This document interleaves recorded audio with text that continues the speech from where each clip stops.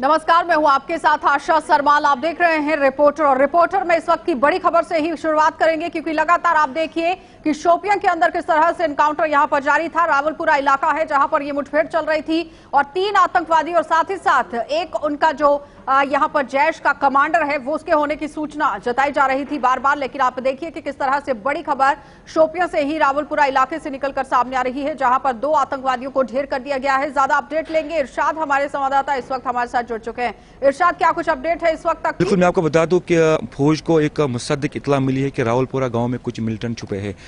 जो ही फौज ने उस गांव को अपने मुहासरे में लिया है, तभी जाके जो है छुपे बैठे मिलिटेंट उनके ऊपर जो पहला फायर खोला है, जो कि फिर एनकाउंटर में चेंज हुआ है। अगरचे इस एनकाउंटर को कुछ देर के लिए रोका भी गया था, तो तब जो है कि एक मिलिटेंट की मारे जाने की खबर जो है कल सामने आ रही थी। आज सुबह सुबह जब सर्च ऑपरेशन चल रहा था, तो दूसरी बारी जो है एनकाउंटर स्टार्ट हुआ है, जिसमें ये बताया जा रहा था कि यहाँ का एक लोकल मिलिटेंट जो सजाद अफगानी करके है, जैश का टॉप कमांडर, वो भी इस एनकाउंटर में भी तक दे गए।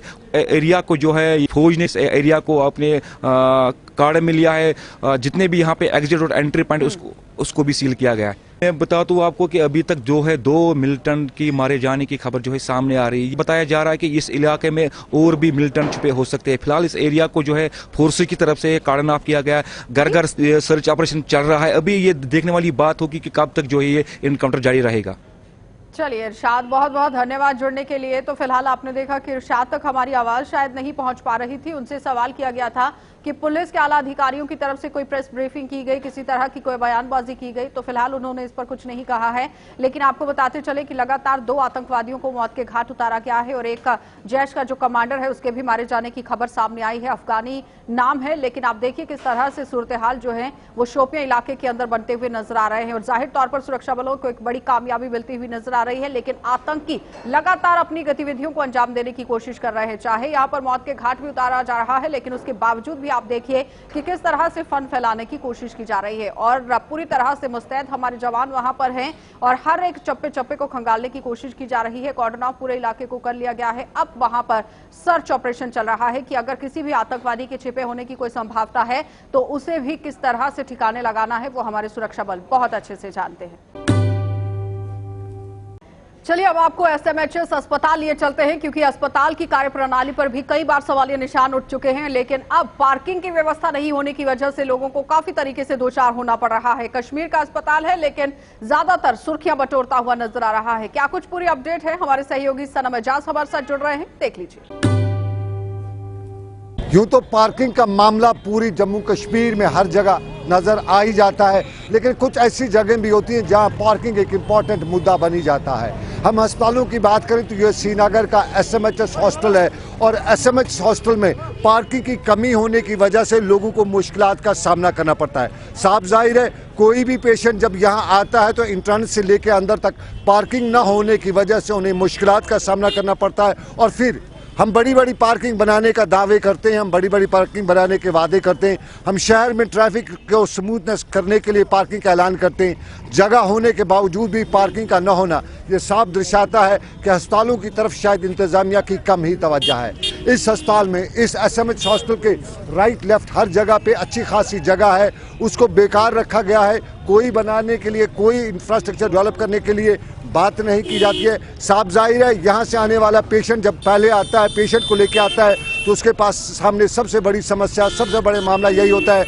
कि वो पेशेंट को अंदर ले जाए या अपनी गाड़ी को पार्क करे। अगर सही पार्किंग होती तो यहाँ ये मसाइल नहीं होते। और श्रीनगर के एसएमएचएस से लेकर दूसरे अस्पतालों में ये सबसे बड़ी परेशानी है। और ये सब सिस्टम नज़र आ रहा है, किस तरह से पेशेंट आया है गाड़ी में और उसको आगे जगह नहीं है कि वो उसको इमरजेंसी तक ले जाए।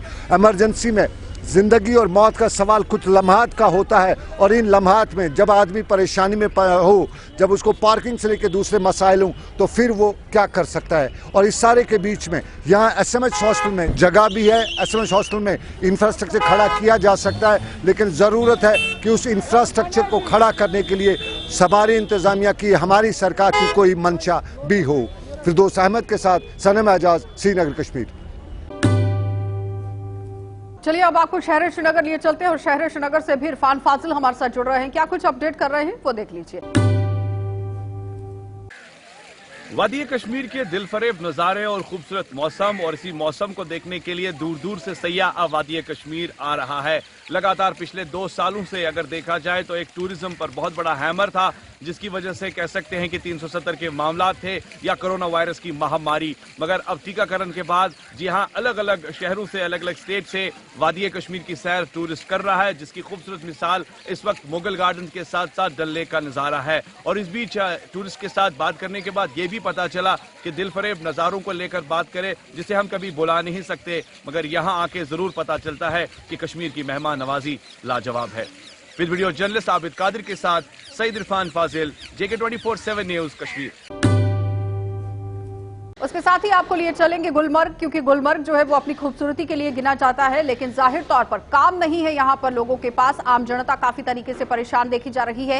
एक तरफ रोजगार मुहैया कराने की बात कही जाती है, लेकिन आप देखिए जो पर्यटन स्थल हैं वहां पर किस तरह से काम जो है वो होता जा रहा है, क्योंकि कारोबारी तो लोग परेशान हैं ही, लेकिन जो युवा वर्ग है वो भी काफी परेशान है। इशफाक डार हमें रिपोर्ट दे रहे हैं, देख लीजिए। इस वक्त हम मौजूद हैं रिंगावारी टंगमर्ग में और आपको बताएंगे कि सरकार की तरफ से जितने भी तरक्याती मंसूबे आज तक अमलाए गए हैं और उनके सिर्फ यहाँ के लोगों ने ये इल्जाम लगाया है कि वो कागजों तक ही महदूद है और यहाँ पर रिंगावाली में इस तरह का काम आज तक कोई नहीं किया गया है। रिंगावारी टंगमर्ग के लोगों ने सरकार से मुतालबा किया कि इनके जो जायज मुतालबात है वो हल होने चाहिए, ताकि यहाँ पर जो है सड़कों का जाल बिछाया जाना चाहिए और साथ ही यहाँ पर जो है महकमा तालीम के हवाले से जो मसले यहाँ पर इनको दरपेश है और काफ़ी सारे मुश्किलात से इन्हें दो चार होना पड़ रहा है। यहाँ के लोगों ने अब गवर्नर इंतजामिया से अपील की कि रिंगावाली के लोगों को तरक्याती मंसूबों से काफ़ी दूर रखा गया है। इशफाक डार, JK 24/7 न्यूज़, गुलमर्ग, कश्मीर। चलिए उसके साथ ही आपको बड़गाम लिए चलेंगे और बड़गाम से अशरफ डार हमारे साथ जुड़ रहे हैं, क्योंकि कोविड-19 को मद्देनजर रखते हुए मेडिकल कैंप का आयोजन यहां पर हमारे सुरक्षा बलों की तरफ से किया गया है। किस तरह से सूरत हाल रहे हैं, कहां पर लोगों की जांच की गई है, अशरफ डार की इस रिपोर्ट में देखिए। हाँ बिल्कुल, ये एक नया प्रोग्राम है इन्होंने बनाया लोगों के साथ मिलने का, और जितने भी पेशेंट्स है जब से इन्होंने अनाउंस किया 2-4 दिन पहले इन्होंने यहाँ गाँव में आके अनाउंस किया है, तो फिर मैंने भी लोगों को बताया कि वहाँ जाओ, वहाँ दवाई मुफ्त है। 43 बटालियन CRPF इस क्षेत्र में डिप्लॉयड है। हमारा डिप्लॉयमेंट बड़गाम डिस्ट्रिक्ट के अंदर में है, चडूरा में भी है। तो एक पब्लिक आउटरीच के तहत लोगों के साथ एक अच्छा मेल मिलाप के लिए हमने यहाँ पर में एक मेडिकल कैंप लगाया है, और जिसमें जो भी पेशेंट्स यहाँ पर आ रहे हैं, हमारे अपने डॉक्टर्स बड़गाम डिस्ट्रिक्ट से भी, हॉस्पिटल से हमने रिक्वेस्ट करके वहाँ से भी हम डॉक्टर्स मिले हैं, और वो यहाँ पर में पेशेंट्स को देख रहे हैं, प्रिस्क्राइब कर रहे हैं मेडिसिन। कोविड-19 के बाद लगातार हम देख रहे हैं फ्री मेडिकल कैंप्स किए जाते हैं जगह जगह पे। एक तो अवेयरनेस दी जाती है और दूसरा ये कि लोगों को जो है फ्री मेडिसिन भी प्रोवाइड किया जाता है। इसी के सिलसिले में आज 43 बटालियन CRPF जो कि डिस्ट्रिक्ट पुलिस लाइन बड़गाम में रहती है, उनकी तरफ से आज बड़गाम के डिग्री कॉलेज बड़गाम में जो है फ्री मेडिकल कैंप किया गया है। और यहाँ पर आप देख सकते हैं पेशेंट्स आए हुए हैं, जो लोग हैं वो यहाँ पर आए हुए हैं और अपना इलाज के लिए यहाँ पर है। तो कहीं ना कहीं हम ये कह सकते हैं कोशिश है CRPF की तरफ से कि जो लोगों को जो है एक तो चेकअप हो जाए और साथ ही उनको जो है यहाँ पर मेडिसिन भी दी जाए। और अगर हम बड़गाम की बात करें तो बड़गाम काफ़ी रूरल एरिया माना जाता है, और हेल्थ सेक्टर की बात करें तो काफ़ी ज़्यादा डिफाकी हेल्थ सेक्टर देखने को, क्योंकि बड़गाम के ऊपरी ज़िला में अगर हम देखें इस साल काफ़ी बर्फबारी हुई, उसकी वजह से भी जो है आम लोग परेशानी दिखे। और हेल्थ की हम बात इस वक्त करें तो कहीं ना कहीं एक अच्छी कोशिश है CRPF की कि लोगों को जो है यहाँ पर हेल्थ के हवाले से जो है यहाँ पर चेकअप किया जाए। और हाल ही में जो इस वक्त जो है कोविड-19 चल रहा है, उसकी वजह से भी जो लोग काफ़ी परेशान हो रहे हैं, तो एक अच्छी कोशिश है CRPF की कि लोगों को दवाई मिले। कहीं ना हम देखिए यहाँ पर गरीब तबके से लोग हैं जो यहाँ पर आए हुए हैं कहीं अपना इलाज करने के लिए, और डॉक्टरों की अच्छी में यहाँ पर को राहत पहुँचाने के लिए इस तरह के कैंप्स और भी किए जाएंगे। जो कि यहाँ पर आज खुद आए थे CRPF 43 बटालियन के CO साहब, उसने यहाँ पर बाज़ाब्ता कैंप का जो इनाग्रेट भी किया, और साथ ही उनका ये कहना है कि और भी हम कोशिश करेंगे कि दूसरे जगहों पे इस तरह के कैंप्स मुनक्कद किए जाए, ताकि जो आम लोग हैं उनको कहीं ना कहीं फ़ायदा मिले इन कैंपों से। JK 24/7 के लिए बड़गाम से कैमरामैन जोर के साथ मोहम्मद अशरफ।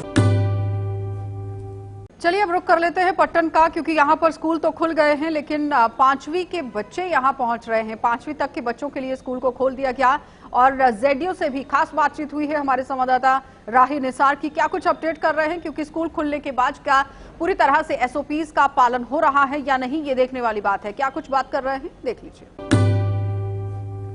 आप स्कूलों की जहां पे हम बात करते हैं, बिल्कुल रीओपनिंग ऑफ स्कूलों भी जारी है। अगर आज के हुक्मनामे के मुताबिक यहाँ पे तो 5वीं जमात तक के बच्चे तो स्कूलों में आ चुके हैं। बिल्कुल इस वक्त हम यहाँ पे मिडिल स्कूल निहालपुरा में हैं। जडियो साहब यहाँ पे हमारे साथ मौजूद है, जिन्होंने आज यहाँ पे खुद बच्चों का वेलकम किया। जडियो साहब, आपका वेलकम है गुलिस्तान न्यूज में। बिस्मिल्लाहिर्रहमानिर्रहीम। हमद बेहद मर खुदाए पाकिरा आंक ईमान दाद मुश्त खाकिरा ओस्त सुल्तान हर चुखाहद में शिवद आल मेरा दर्द मी वैरां कुनत।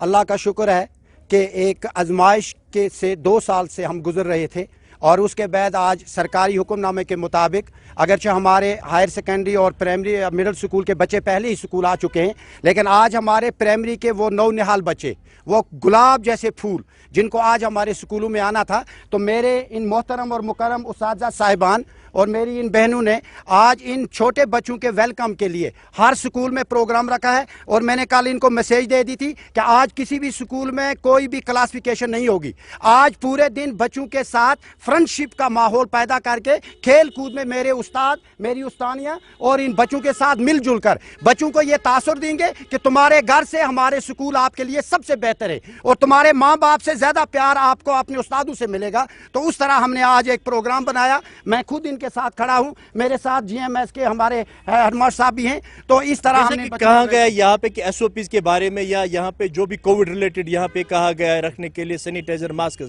उसके बारे में क्या रहेगी मैसेज आपकी? जी बिल्कुल, मैंने अपने सारे जोन को मैसेज दे दिया कि SOP को लागू करने में कोई नेगोशिएशन नहीं होगी। बच्चों की जिंदगी और बच्चों की सेहत हमारी प्रायोरिटी है और इसके लिए हम हर किस्म की कुर्बानी माली जानी देंगे और मेरे उस्ताद इसके लिए तैयार हैं।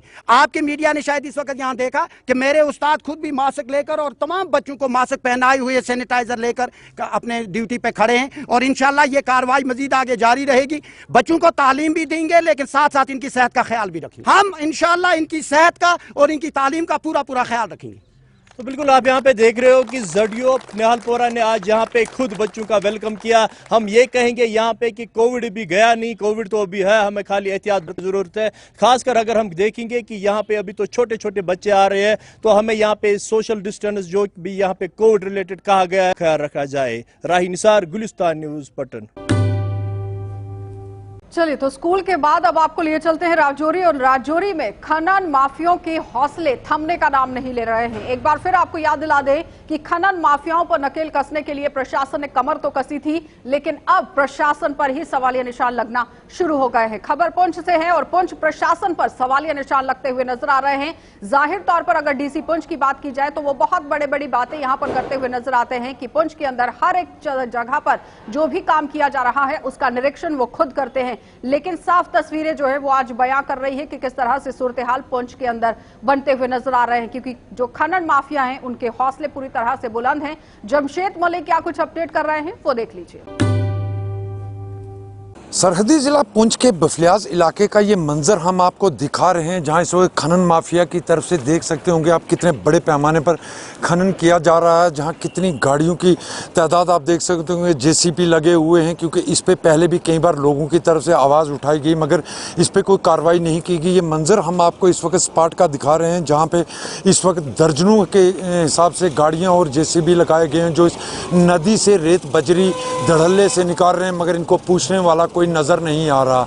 हालांकि पिछले कई अरसा से लोगों की तरफ से यहाँ से आवाज़ उठाई जा रही है कि बफलियाज के इस नदी को पूरी तरह तबाह किया जा रहा है, जिसका मंजर आप ये देख सकते होंगे हमारे सामने, मगर उसके बावजूद भी इंतज़ामिया की तरफ से कोई कार्रवाई इन पे नहीं की गई और खनन माफिया की तरफ से लगातार इस पे घड़ल्ले से खनन किया जा रहा है और यहाँ से लोगों की आवाज़ उठने के बावजूद भी इंतज़ामिया पूरी तरह खामोश नज़र आ रही है। हालांकि पिछले दिनों जब जम्मू कश्मीर के एडवाइज़र यहाँ पहुँचे तो उस वक्त भी लोगों ने यहाँ इसी को लेकर शिकायत की थी कि यहाँ खनन माफिया ने पूरे नदी नालों को तबाह कर दिया, उसके बावजूद भी कोई इन पे कार्रवाई नहीं की जा रही। जमशेद मलिक, गुलिस्तान न्यूज़, बफलियाज। चलिए अब चलते हैं जिला सांबा की ओर, क्योंकि महंगाई को मद्देनजर रखते हुए कांग्रेस पार्टी पूरी तरह से धरना प्रदर्शन करती हुई नजर आ रही है। कल ही हमने देखा था कि GA मीर भी बयानबाजी करते हुए नजर आए, रमन भल्ला ने भी काफी तरीके से बयानबाजी की, लेकिन आज फिर से सांबा के अंदर धरना प्रदर्शन देखा गया, कल कठुआ के अंदर किया गया और आज सांबा में लगातार हर एक जिले का निरीक्षण करती हुई और हर एक जिले का दौरा करती हुई यहां कांग्रेस पार्टी देखी जा रही है और जो केंद्र सरकार पर सीधे तौर पर निशाना साधती हुई नजर आ रही है। लेकिन ये सबको याद दिलाना बहुत जरूरी है कि जब कांग्रेस की सरकार थी उस वक्त भी महंगाई चरम पर थी और आज कांग्रेस जब विपक्ष में बैठी है तो जाहिर तौर पर वो किस तरह से बयानबाजी कर रही है वो देखना और जानना बहुत जरूरी है। चलिए चलेंगे इस वक्त ऋषि के पास, देख लीजिए क्या कुछ अपडेट कर रहे हैं। महंगाई को लेकर कांग्रेस पार्टी लगातार प्रदर्शन कर रही है और एक मास मूवमेंट कांग्रेस पार्टी द्वारा बनाया जा रहा है कि जब तक महंगाई कम नहीं हो जाती केंद्र सरकार के खिलाफ ये धरना प्रदर्शन लगातार जारी रहेंगे। पेट्रोल डीजल की कीमतें बढ़ चुकी है, किराए में वृद्धि हो चुकी है और बोझ जो है वो आम जनता पर पड़ता हुआ नजर आ रहा है। तो मेरे साथ बात करने के लिए रमन भल्ला जी मौजूद है जो पूर्व मंत्री रह चुके हैं और कांग्रेस के दिग्गज नेता है। जी मैं आपसे जानना चाहूंगा प्रोटेस्ट लगातार कांग्रेस पार्टी दायर कर रही है केंद्र सरकार के खिलाफ महंगाई को लेकर और इसे मास मूवमेंट आपकी तरफ से बनाया जा रहा है, क्या कहना चाहते हैं? मास मूवमेंट तो बन गया, हर चौराहे पे हर चाय की दुकान पे चर्चा होती है कि मोदी सरकार को वोट दे, उसने गरीब आवाम की कमर तोड़ दी। अब इसमें पीछे रह गया थी, सड़कों का प्रदर्शन है, लोग बेसब्री से इंतजार करें, ये चुनाव की घोषणा करें, इनका सुपड़ा साफ होगा। जिस ढंग से पंजाब में यहाँ पे हुआ, पूरा हिंदुस्तान में ये पहली बार हुआ कि पेट्रोल डीजल के बाद गैस की कीमतों में बढ़ोतरी लगातार होती रही और कहीं पे भी रोकथाम लगाने का कहीं पे कदम यहाँ पे नहीं उठाए गए। और सरकार की अभी तक जून सोनिया गांधी जी ने 4 बार पत्र लिखे मोदी सरकार को कि फौरी तौर पे रोल बैक करे। जब उनके पत्रों का जवाब नहीं आया, उन्होंने विपक्ष को कोई समझा नहीं, तो तब लोग कांग्रेस कार्यकर्ता सोनिया जी की लीडरशिप में पूरे हिंदुस्तान में और मीर साहब की लीडरशिप में यहाँ पे प्रदर्शन करते हुए लगातार सड़कों पे निकले। आज सड़क से लेकर संसद तक कांग्रेस एक विपक्ष की भूमिका निभा रही है और मजबूर करेगी कि जो जन विरोधी कानून यहाँ पे लाए हैं, जन विरोधी उनकी हरकतें यहाँ पे हैं, तो वो पॉलिसीज के मुताबिक इसको रोल बैक करे, गरीब आवाम को राहत दे, लोगों को उम्मीदें दी, इनको जिन लोगों को चुन के भेजा, लेकिन कहीं पे भी वो एक मुंह से लफ्ज नहीं निकाल सके गरीब आवाम के हक में। इसलिए कांग्रेस आज वचनबद्ध है, कमिटेड है कि गरीब आवाम की आवाज को बुलंद करेगी। लेकिन अनएम्प्लॉयमेंट एक बड़ा मुद्दा बनता जा रहा है महंगाई के साथ साथ, क्या कहना चाहते हैं? मैं समझता हूँ अनएम्प्लॉयमेंट तो मसला है, जो भी इन्होंने किए दावे बड़े दिए थे, भी बड़ा रोजगार खुल गया। अब जो लोगों ने फौज में जाने के लिए भर्ती के लिए टेस्ट पास किए हैं, बीजेपी के दफ्तर 45 दिन वो धरना लग रहे हैं, जितेंद्र सिंह जी के घर के बाहर धरना है, तो फिर पुलिस का दबाव आके वो अपनी आवाज को बुलंद है। इन्होंने वादे किए थे, जब वो क्वालिफाई करते हैं, पोस्टें आपके पास है, क्यों नहीं पोस्टें निकालती? और दिल्ली से फरमान आता है कि 3 साल तक आर्थिक व्यवस्था ठीक नहीं है, 3 साल तक कोई नौकरी नहीं। यहाँ से सिर्फ फार्म की फीस लेके पैसे इकट्ठा करने का काम, जो टोल प्लाजा से जिसकी शुरुआत भाजपा के नेतृत्व में हुई, टैक्स की वसूली करते, ये चरम सीमा क्रॉस कर रही है। इसलिए रोष प्रदर्शन यहाँ पे सड़कों पे है। रविंदर शर्मा जी मेरे साथ है, आप क्या कहना चाहते हैं? जो महंगाई लगातार बढ़ती जा रही है, आपका प्रदर्शन लगातार जारी है, लेकिन दूसरी तरफ कहीं ना कहीं कांग्रेस में भी एकजुटता की कमी नजर आ रही है, क्या कहना चाहते हैं? देखिए, कांग्रेस के कार्यकर्ता सड़कों पे है, ये मीडिया की आश्रइयां हैं। कांग्रेस एकजुट है और कांग्रेस एकजुट रहेगी। कांग्रेस में इंटर पार्टी डेमोक्रेसी है। अगर भाजपा में किसी ने चिट्ठी लिखी होती तो आज तक वो उसको पार्टी से निकाल दिया गया होता। ये कांग्रेस का इतिहास है, इसलिए तमाम लोग कांग्रेस के बैनर के नीचे हैं और तमाम नेता भी, उन्होंने खुद कहा है कि परसेप्शन में कई अंतर हो सकता है, इसलिए उस तरफ ध्यान न देते हुए भारतीय जनता पार्टी के जुल्म जो हैं, एनडीए सरकार, मोदी सरकार के गरीब के खिलाफ जो अत्याचार हो रहा है, टैक्स आतंक का एक जो है दौर चल पड़ा। 21 लाख करोड़ रुपया उन्होंने कमा लिया। 100 रुपया लीटर पेट्रोल है, 32 रुपये 98 पैसे 1 लीटर पे पेट्रोल पे सेंट्रल गवर्नमेंट लेती है, स्टेट और यूटी जो है उसके अलावा लेती है जीएसटी। इसी तरह से 31 रुपये 83 पैसे 1 लीटर डीजल पे टैक्स कमाती है सेंट्रल गवर्नमेंट। और ये 3 रुपये 50 पैसे था जब यूपीए की गवर्नमेंट थी, पेट्रोल पे 9 रुपये 46 पैसे था। बताइए कौन सी सरकार अच्छी थी, कौन से दिन अच्छे थे और किस सरकार में लोगों की सुनी जाती थी? आज सिलेंडर 900 से पार है और बताइए कि टैक्स के माध्यम से लोगों के घुटने पे कर दिया ताकि मोदी सरकार से सवाल न करें।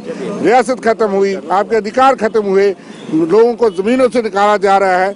और खास करके अनएम्प्लॉयमेंट की बात जो आपने कही है कि 8 लाख के करीब लोग आवेदन करते हैं, सरकार उससे 350 रुपये पर गरीब बच्चे से लेती है। कितने कितने आवेदन वो करता है और फिर आपके पास नौकरियां नहीं है, पोस्टें नहीं है, जो होते भी हैं उनकी लिस्टें नहीं निकलती। जेके बैंक में घोटाले हुए, वो कहाँ चले गए? इसलिए भाजपा के सरकार में तमाम लोग जो है परेशान हैं।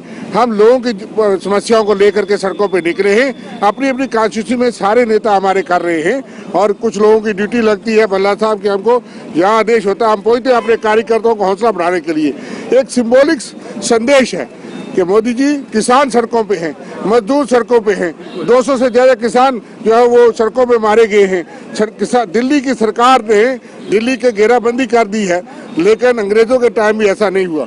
इसलिए इस सरकार को सेंसिटिव होना चाहिए। गरीब अगर भूख हड़ताल करता है तो सरकार को तकलीफ नहीं होती, सरकार महसूस करती है। लेकिन अगर यही अंग्रेजों की सरकार होती तो महात्मा गांधी का सत्याग्रह फेल हो जाता। लेकिन उन्होंने फिर भी गरीब भूखे नंगे प्यासे लोगों को, भारतीयों को देखा, ये देश छोड़ के जाना पड़ा।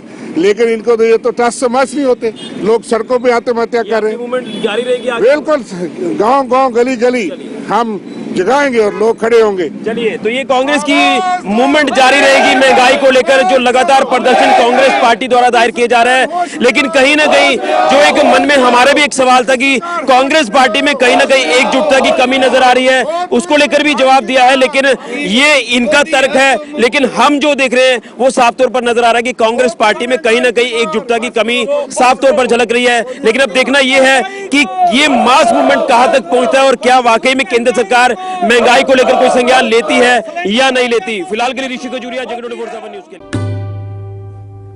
चलिए अब आपको जम्मू का रुख करा देते हैं, क्योंकि जम्मू के अंदर पिछले काफी दिनों से बीएसएफ और सीआईएसएफ में जो बच्चे भर्ती होने के लिए गए हुए थे वो युवा लामबंद होते हुए दिख रहे हैं। सीधे तौर पर वो भारतीय जनता पार्टी के मुख्यालय के बाहर बैठे हुए हैं, लेकिन अभी तक इनकी सुध किसी ने नहीं ली है। बेहोशी की हालत में भी इन युवाओं को देखा गया, जीएमसी के अंदर इन्हें भर्ती भी कराया गया, लेकिन उसके बावजूद भी किसी भी नुमाइंदे ने इनके साथ मिलकर आकर बात करने की कोशिश नहीं की है। क्या कुछ अपडेट कर रहे हैं अनिल, वो देख लीजिए, क्योंकि इन युवाओं के बीच में काफी तरीके से रोष देखा जा रहा है और वो सीधे तौर पर सरकार पर निशाना साधने की कोशिश कर रहे हैं कि बीएसएफ और सीआईएसएफ में जो भर्ती हुई थी वो बैकडोर एंट्रीज के हवाले से की गई है। तो वो चाहते हैं कि यहां पर नोटिफिकेशन निकाली जाए और दोबारा से ये भर्तियां जो है वो होनी चाहिए। लेकिन क्या कुछ अब डिमांड वो रख रहे हैं वो देख लीजिए।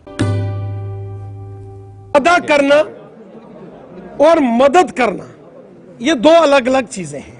आपने क्या कहा था? हमने मदद हमने जब बीएसएफ के ये सभी नौजवान जब मेरे पास आए तो मैंने आप सबके सामने, आप में से बहुत सारे सहयोगी साथियों ने उस मूवमेंट को लाइव टेलीकास्ट किया था। मैंने उनको ये कहा, सबसे पहले मैंने डीजी बीएसएफ को पत्र लिखा, उनसे समय मांगा, उन्होंने मेरे को मिलने का टाइम दिया। और union home secretary Shri Ajay Bhalla ji, मैंने उनसे टाइम मांगा, उन्होंने समय दिया, मैं दिल्ली गया। मैंने डीजी बीएसएफ और यूनियन होम सेक्रेटरी उनसे बातचीत करके इस मामले का समाधान करने की कोशिश की। एक बार फिर से जो है बीएसएफ और सीएसएफ के एस्पायरेंट्स की अगर हम बात करें तो भाजपा के रविंदर राणा से बातचीत की तो अभी भी कहीं ना कहीं जो है आश्वासन देते हुए नजर आए हैं और कहीं ना कहीं देखने वाला समय होगा कि क्या ये भाजपा के खिलाफ जो है प्रदर्शन करते हुए नजर आएंगे। कहीं ना कहीं जिस तरह से अगर हम बात करें अभी भी जो है आश्वासन दिया जा रहा है, कह रहे हैं कि बातचीत हो रही है, क्या कुछ हल निकल कर सामने नजर आएगा वो भी देखने वाला समय होगा। मगर लगातार जो है आश्वासन पर आश्वासन दिया जा रहा है। सुबह भी तस्वीर दिखाने की कोशिश की, वहीं पर रविंदर राणा जिनसे बातचीत करनी चाहिए, मगर अभी जो है सिर्फ आश्वासन दिए जा रहे हैं बीएसएफ और तमाम सीएसएफ के एस्पायरेंट्स को। हर एक डिपार्टमेंट जो है प्रदर्शन करता हुआ नजर आ रहा है, मगर भाजपा जो है टस से मस होने का नाम नहीं ली जा रही है। तहसील मंगल के लिए अपने रहे जगन न्यूज पॉइंट के लिए कैमरा पर्सन दीपक जी के साथ, धन्यवाद। सीधा लिए चलेंगे डोडा, जहां पर जीएमसी डोडा के अंदर एम्बुलेंस दी गई थी और इस एम्बुलेंस का काम क्या है, क्या होना चाहिए, ये हमारी जनता बहुत अच्छे से जानती है और उससे भी बेहतर तरीके से जीएमसी प्रशासन जानता है कि एम्बुलेंस को किस काम में लगाया जाना चाहिए। लेकिन डोडा से जो तस्वीरें निकलकर सामने आई हैं हैरान करने वाली हैं, क्योंकि जिस एम्बुलेंस के अंदर मरीज को ले जाना चाहिए उसके अंदर कूड़े को भरकर ले जाया जा रहा है, जो बहुत बड़ा सवालिया निशान यहां जीएमसी प्रशासन पर लगाता हुआ नजर आ रहा है। क्योंकि डोडा के अंदर पहले ही मरीजों को सुविधाएं नहीं दी जा रही हैं, लेकिन अगर एम्बुलेंस की बात की जाए तो एम्बुलेंस मरीजों के अलावा यहां पर गंदगी ढोती हुई नजर आ रही है। वसीम क्या कुछ अपडेट कर रहे हैं, देखिए। मैं नजीर अहमद देव, पंचायत टापनेल से हूं। मैं यहाँ डिस्ट्रिक्ट डोडा ही से हूँ मैं यहाँ एक पेशेंट को मिलने के लिए, मुलाकात के लिए आया था।